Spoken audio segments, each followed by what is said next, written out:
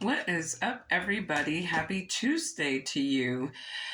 You know, I want to say something. It's been popping up in my feeds and in my different socials about Russell Brand being tagged by the mainstream corporate media over some allegations. Four women have accused him of either sexual abuse, assault, or harassment. And all of these women are coming out talking about or alleging these claims that occurred between 2006 and 2013. So this is about 10 years later for some of these allegations. Now, I don't run in a school of thought that you should believe all women, because I think that there are many women, and historically we have seen this, who have leveraged sexual assault, rape, and all kinds of different sexual abuses to take down men. This has been a strategy, a go-to strategy to take down men for decades. And it's a great strategy because, number one, nobody, wants to have the label of a sexual predator or assaulters of women, and that definitely damages the reputation of individuals who get caught up with such allegations. So the mainstream media already knows that if you want to take a guy down, use sexual assault, sexual harassment, Me Too type of allegations against this man to discredit him. Now, I'm not saying that we don't have proof that this is what's happening to Russell Brand, but it seems like the patterns are pointing to that might be happening to Russell Brand, because I don't understand how this man has literally, I haven't seen Russell Brand, they keep saying actor Russell Brand. I haven't seen Russell Brand act in anything in a while. What has he acted in? This man has pretty much kind of transition from that Hollywood elite life. And some of these accusations, I mean, this is when he was still in the liberal limelight, if you will. And you would just think when he was having all of that damaging stuff happen to him during the fall of his career, kind of, that these things would come out. These women would feel very comfortable coming out because he was in the public limelight in a very negative way. But you're talking 10 years later, Russell Brand has gone independent. He's making money. He's not owned by anybody. He's not somebody's puppet. He seems to be very independent and trying to speak freely about what he believes is happening in the world today and some of the dots that he is connecting, and some of the observations that he's making. And a lot of these observations align with what other people notice and who are observing as well. But yet they have, because he has such a huge platform and his platform is growing, and you have to understand a lot of these independent content creators, they're being attacked because the mainstream media has basically lost all credibility.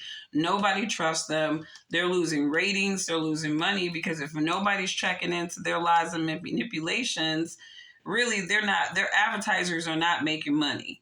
And this is what this is all about. When you're talking about free markets, the markets aren't really free when you have these big corporate structures that can come together and collude, create all kinds of scenarios and try to take people out of the game. So you have collusion when it comes to censorship between these major social media platforms and the government. You have censorship when it comes to a lot of these other big organizations who are trying to manipulate society, and they don't want anybody to usurp their manipulation. And people like Russell Brand, he was doing that religiously, weekly, and he was hitting on a lot of sensitive points that they didn't want to really be zeroed on because they want to dance around reality so that they can manipulate the public.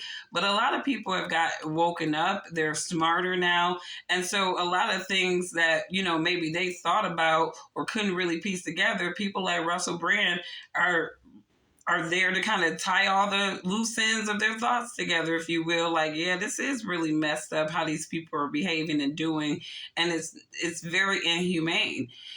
And so when I looked at these allegations, I'm like, okay, this sounds like the same script. And I'm not saying that it didn't happen. And if it did happen, I pray that those women have found a way to move on with their lives and reconcile the trauma. What I don't understand is if I went through such a traumatic experience and I chose not to go to the law, not the law, I don't feel compelled to go to the media after I failed to go to the law to report these things. For whatever reason you decided not to do it, why would you go to the media over 10 years later so that you can vilify somebody? This to me, the timing of a lot of this stuff makes it really, to me, the skepticism of this whole debacle, scandal, if you were, this media scandal, I really do believe that people are justified in having the skepticism.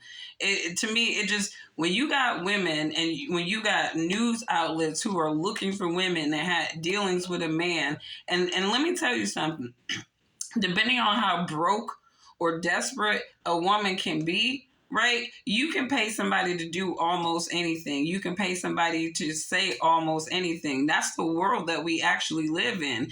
People want to talk about believe all women, believe all victims, when there has been countless situations in which these so-called victims were outright caught in lying.